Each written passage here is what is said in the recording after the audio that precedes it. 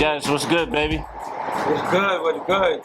Man, y'all got me out here today. I came all the way out to check you, man. Yeah, right now we're in the West Bronx, the home of hip hop. You know, we're not too far from Cedric, like where it all started. The history out here is rich, especially with graffiti. You know, behind you, the one line where a lot of great trains came out of. You know, between here and 242nd, there was a layup was always every weekend in the middle tracks, and a lot of FC cars came out of that. And then there was the 1 yard on 242nd, where a lot of good trains and a lot of, you know, inside bombers did a lot of the inside. Because anybody knows about the one train, the inside was destroyed to the point that you couldn't even read some of the stuff, but you saw that everybody had style. Like Now this is going back. We talking about what, 80s? Yeah, you talk the one train. You're talking about from a good 78 to 1985, 86. Yeah, I think the one train died out in 85. A lot of style masters came out of the one train, from FBA to FC to the crew I represent, 156, you know, to MBT, to MSK, you know, and CC5, of course. Like it was IBM, it would all intertwine. They all like came after the FBA crew, Fat Bombing artists and shit. And so now hold on. Let me just explain to everybody. You all covered up because you still get up. I'm still active. Okay. You know, which means that at any given time, even though I'm not active as I was when I was younger, but at any given time, if I feel the need to, there's no longer trains, so, and we feel the need to write on stuff, we're writing in the streets, especially since the pandemic. And if anybody's watching the New York streets, I think any streets anywhere, like, you know what I'm saying, any major metropolis, any major city during the pandemic has been touched. Every active writer has went out and took advantage of the empty streets. Yeah, so we just took advantage and utilized, because, yo, if you let a writer put a face mask, walk around legally with a face mask and a hat, you know, it's on. It's on. You're letting him hide his identity. So the cameras is out the window. That writer's not giving a fuck about the camera. You know? So and there's nobody out here to snitch on you, you know? There's nobody out here to pull out their camera phone on you. You just go off. So you said you from the West Bronx. How long you been getting up? I'm actually originally from the East Bronx, the border of the South Bronx and the East Bronx. I'm from Petona. You know, like, I'm a 70s baby, so like, I actually watch a lot of the evolution, you know.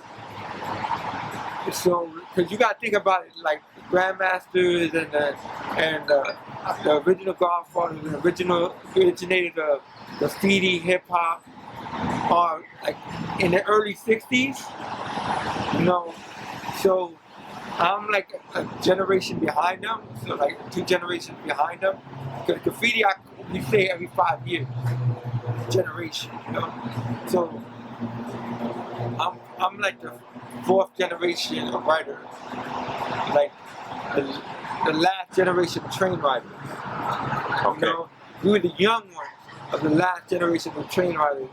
So the older, so you're talking about the 10, 11, because back then we started at 10, 11 years old. So a lot of the saying that, with that said, 16. Tell me the first time you got up. It was like, it's early 80s. Honestly, let's even talk about it. Like, anybody who knows about graffiti knows about the movie Star Wars, right? This is how, going back, we could talk about it. Going back, you're talking about First and Morris Avenue between Burnside and 183rd. I think I was like 10 years old, 11 years old. I'd say like 10. Or the older kids, and when I mean older kids, they're like 12, 13. They're not like 15, 16 years old. They're only like 12, 13. They were talking about a movie being filmed, and everybody like trying to convince each other, motivated to go 149th Street. 149th Street between the 2 and the 4, 149th Street, which back then is the writer's bench. If you go into 149th Street, get off the 4, go to where the 2 and the 5 is, to the back of the station. There were benches there and a little bridge. And all the writers used to hang out there and, kind of black books, watch the trains go by. So you're talking about like 80, 81 and something. I'm a little kid. They're like, let's go to 149th. They're filming a movie. They were filming the famous scene. If anybody knows Star Wars, when they're talking about everything, there's a group of 50 to 60 kids that's chilling, and they're telling Mayor 139, who's Cap? He's like, I don't know, some big white boy. What you write, bro? I like Mayor, man. Mayor. Mayor? Yeah. M-E-A-R? M-A-R-E. M-A-R-E? Yeah. Mar. Man. Man, Mar is M-A-R. But nah, seriously, you gotta kill them dudes for doing that, Who's Cap? Cap. Cap is right here? And they're like, is that him right there? And he's like, they're talking about that scene was being filmed that day. That's basically the main documentary that introduced graffiti and parts of hip hop to the world. And then I think the second one that introduced was Beat Street. I say the toss up between Beat Street and Wild Style. The Wild Style is the most accurate besides Star Wars. But like Wild Style introduced you to hip hop, the way hip hop was in the streets, and Star Wars introduced you to mainly how graffiti was, the minor graffiti, but what it did is introduce you to breaking, because it introduced you to Rocksteady crew, and then introduce you to MC, but in a subtle way, because if you watch Star Wars and they introduce you to Rocksteady crew, you hear the great late Ramel Z, where he rests in peace, who was the MC for Rocksteady crew, with the graffiti writer from Far Rockaway, became an MC, and then later on became like a famous artist, But he was also a graffiti writer. Like back then, you had to do all the elements. And you wrote graffiti, breakdance, you MC'd. That's what Ramel Z did. He was a breakdancer, he was down Rocksteady. He was the MC for Rocksteady, and he was a graffiti writer. So was Doze Green. Doze Green is Doze, TC5.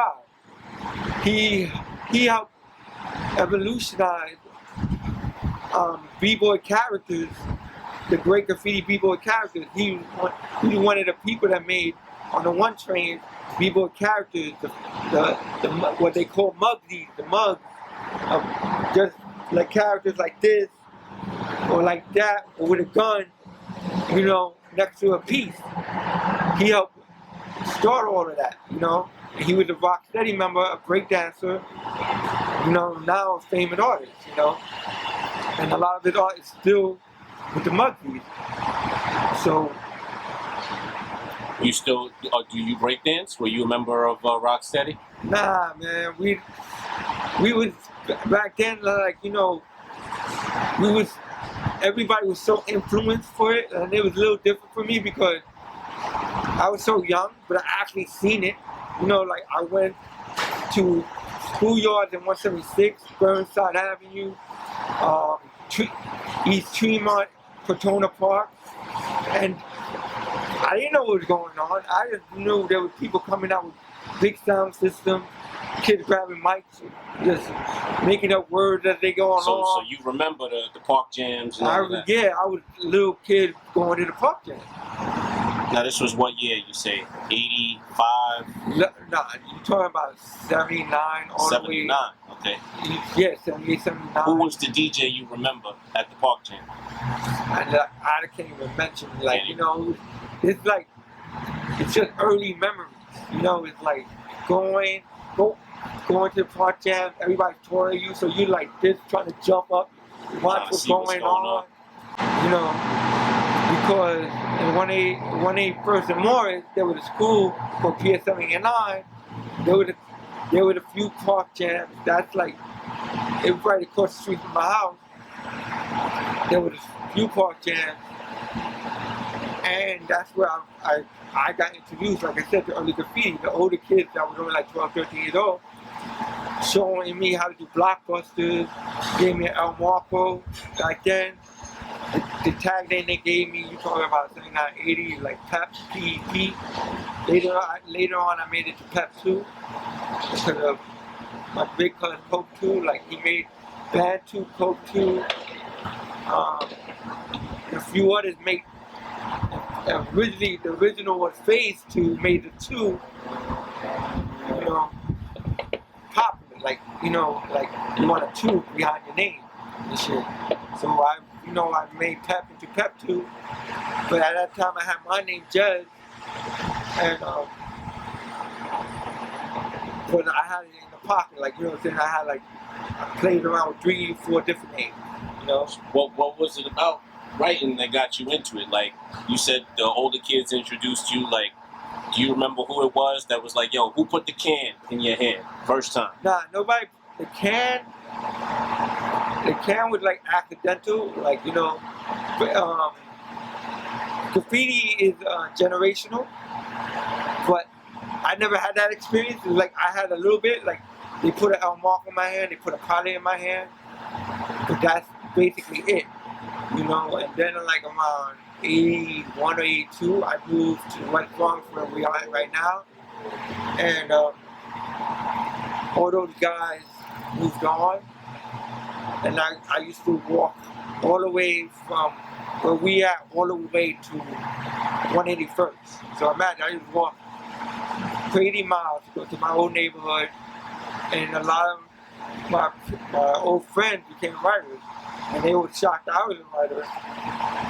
And I was like, why are you shocked? Because all our older friends were writers already. So, you think you're gonna keep writing for the rest of your life? I say it always like this: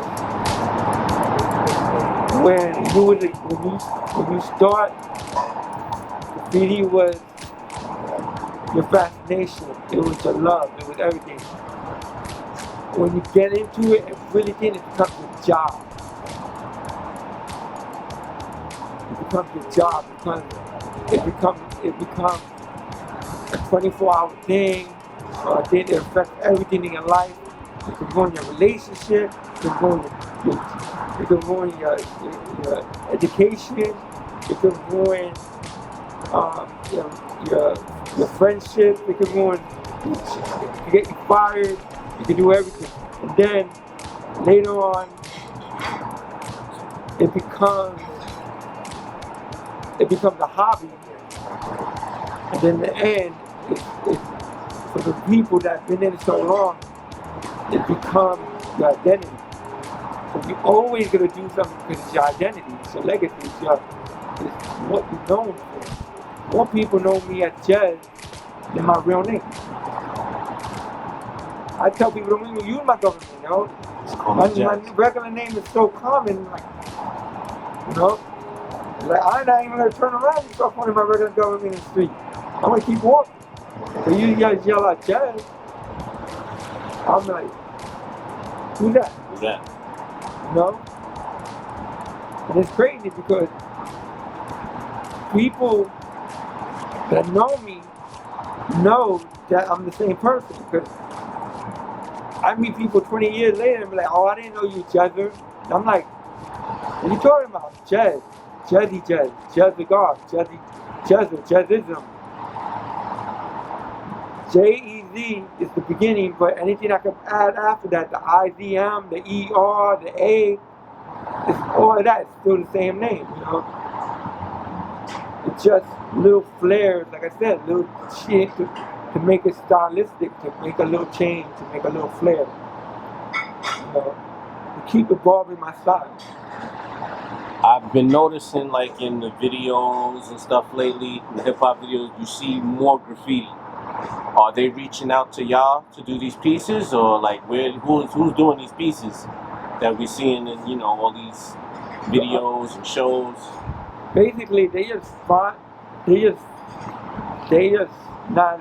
not reaching out unless you like a person that's out there and networking and going to places and taking the risk of letting people know who you are, or you start on like a page or thing to sell your artwork, and they can reach out for that.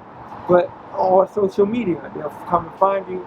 But really, they just going out there, seeing your artwork, and say this is a good place to take a photo shoot. This is a good place to do a video. They're just looking at it as location. Gotcha.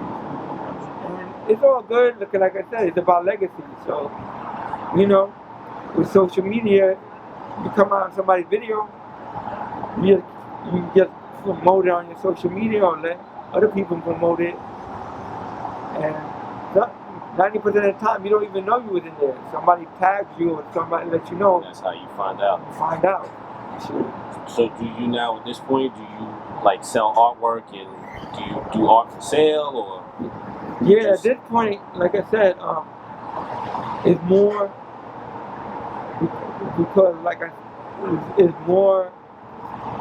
it's more work right now because I'm trying to keep my legacy, and now I help run and keep alive one of the biggest graffiti crews, which is 156, and I'm a representative of one of the other biggest crews, GOD. So not only do I gotta make sure my name Jay-Z, if people would just recognize it as my name, but there's a couple new kids that want to take the name, not even look at history, but like, oh, that sounds dope, let me write it. Never look at history, because you know the road is big. Somebody in freaking France or Germany, like, oh, they start writing graffiti, they're not looking at their history, they're not paying attention, they're not even doing anything, they just see their people on their block writing, they start doing it, and then somebody tells them, yo, somebody already has that. And they're like, oh, but I've been writing it for 6 months. And they be like, nah, somebody has that, and they've been writing it for 30 years. Like, I didn't see it, I don't know. And so now it's about making sure that don't happen, making sure 156 stays alive, making sure GOD is still stays at top as one of the more dominant crews. So selling artwork, having my name go in different names in different places, like a video shoot, a movie, helps do that. Because the more famous you get, the more undeniable anybody can say of your existence or of what you've done in the art world, in the graffiti world, or in the hip-hop culture, the impact we have for it. So yeah, right now we study artwork, clothing, merchandise, everything. But it's like I said, branding, logo, it's showing logo now. Where can people get some of your merchandise?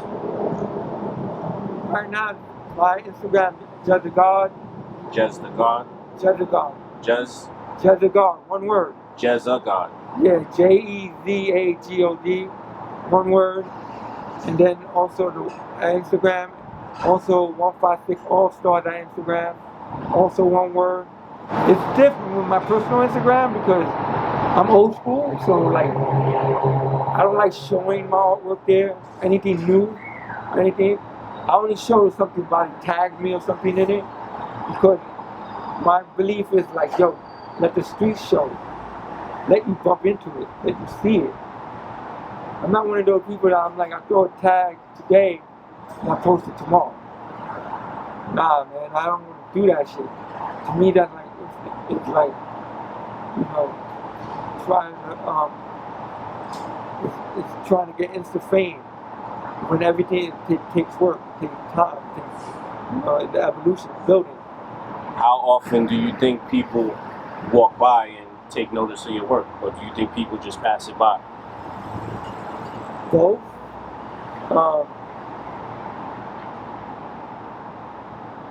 The average person passes by because this is like a me world, like everybody's in their own little life, and then there's people that are observant and like to look at all the different things in the world and stuff. They'll see it and be like, what the heck is that? And so all of that is a factor. So when you first do it, you do it for yourself, and then for the people in the culture, and then for the people that enjoy it. The rest, you don't really care. And then when you try to get to a bigger stage, you manipulate or you play around and you use all the type of medium to expand the way people see it, how they see it, and to keep yourself playing and keep it interesting. So like I said, that's why some people like me go into the art world or go into like different mediums, playing around with posters and stuff like that, just to do different things and see what happens. But in the end, what happens, I don't care. Then with the 156 All-Star, it's different because we're trying to make a brand. Because that's what we're selling. Merchandise. We have hats, shot glasses, t-shirts, and a lot of the members, especially the person that founded the group, are famous $1 million artists.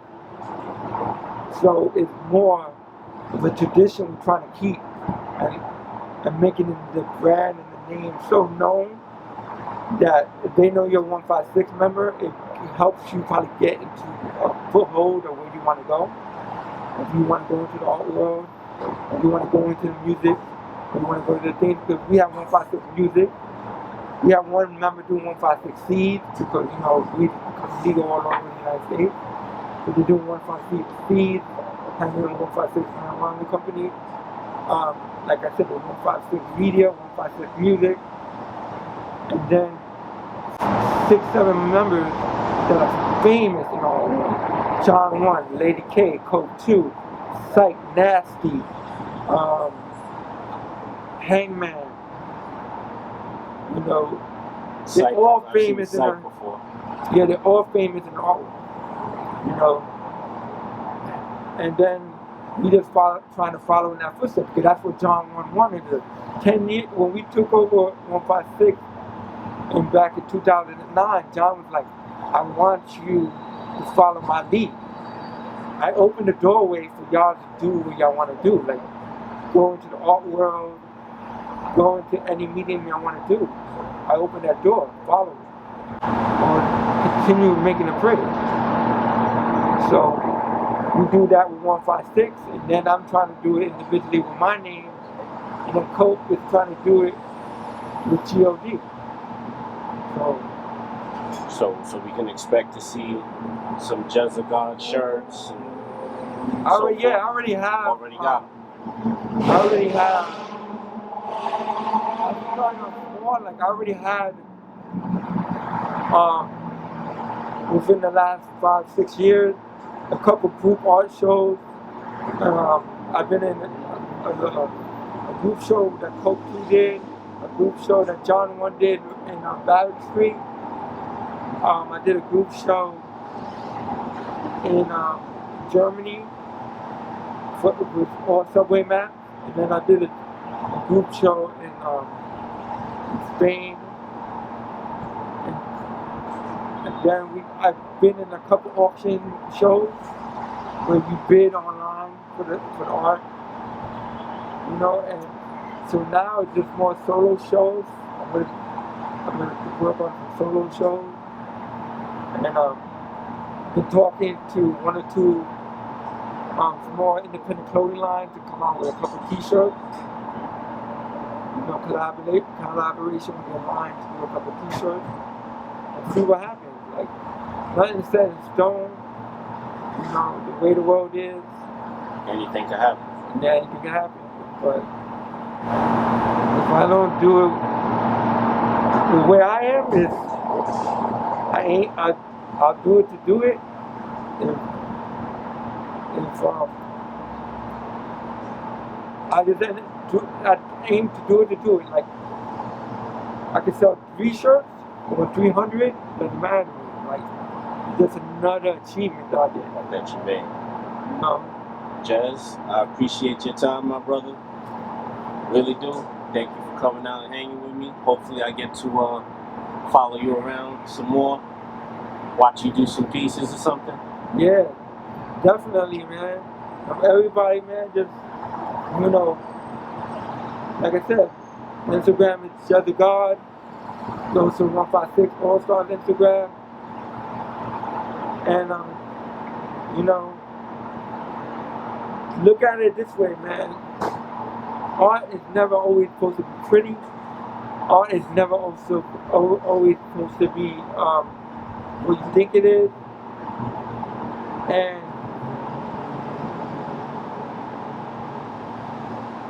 basically, art is not always the fundamental, you know. Art was usually somebody's vision of something, and they just try to communicate it with any form or shape there is. And it's funny because if you think about it, we're the original street artists. We're the original media artists. And we show the world how to advertise what they wanted to advertise with space and medium, you know. And now people are capitalizing it and trying to destroy it to the wasteland, like, you know, like all these advertisements on trains, or you'll get locked up for doing the train, or these advertisements and things on clothing, you know. It's funny because clothing lines are still like taking pictures of people's walls and throwing it on the shirt without asking the permission of the writer. So now how does that work? Are people confronting the clothing lines and They're confronting people getting lawyers, people getting lawyers, confronting the clothing line and stuff. And a lot of writers, once they transition to the art world, and that's the street, they're trademarking their job, their signature, what they're known for. They start trademarking it. And they start, like I said, promoting it themselves. So once a company does that, they can show, no, this is me. You're taking it. You have my permission. I know McDonald's did it in China and Europe. They took walls from New York City, walls from California, people's tags, and put it as decoration inside McDonald's. And then they didn't think about it. Once the news coverage hit them, and it went all over social media, these writers started going, wait a minute, that's my shit, that's my name. I wanted to know McDonald's. Somebody asked me if they could put it in the McDonald's. And McDonald's got sued on it. I'm sure they cut a nice check on it too. Versace got sued. They used the writer's name on their shirt, his store. They put it all over his shirt. That person called the lawyer and was like, wait a minute, you never asked me. The Gucci too. So it's, you know, We're not out here trying to get paid, but at the same time, this is Want our credit. legacy, this is our name. We want to see it how we want to see it. So just know it's not just little kids writing their name on stuff. But that's my trademark. That's why I just like writing my name on stuff. They like, why you do it? I just like writing my name on stuff. Before we go, you got any advice for the young writers coming up? Yeah, simple shit. Google. You're on the internet. You know, you're looking at every YouTube video and everything like that. Google your name. See if somebody already has it. So one word of advice, yo. If that name is simple, somebody probably already had it. If it's basic, somebody already had it. You understand? Graffiti been around since the 60s. And second, practice, man. You know, like I said, I had Amtrak's, schoolyards, side of old abandoned buildings. Before I went on the train, before that, like, you know, look at your favorite writers. You know what I'm saying? Look at, you got an R in your name, look at 3 dope writers with R's on their name. And be like, yo. And be like, alright, this dude does his R this way, this dude does his R with a flare, this dude does his R squares. And just practice, you know. Don't steal none of their shit, but just practice and try to get to their level and shit. Always want to be better, you know. Always work on being better. Remember, your name is a legacy. That's the first thing they ever gonna see of you. Alright, man? Appreciate it. Jess?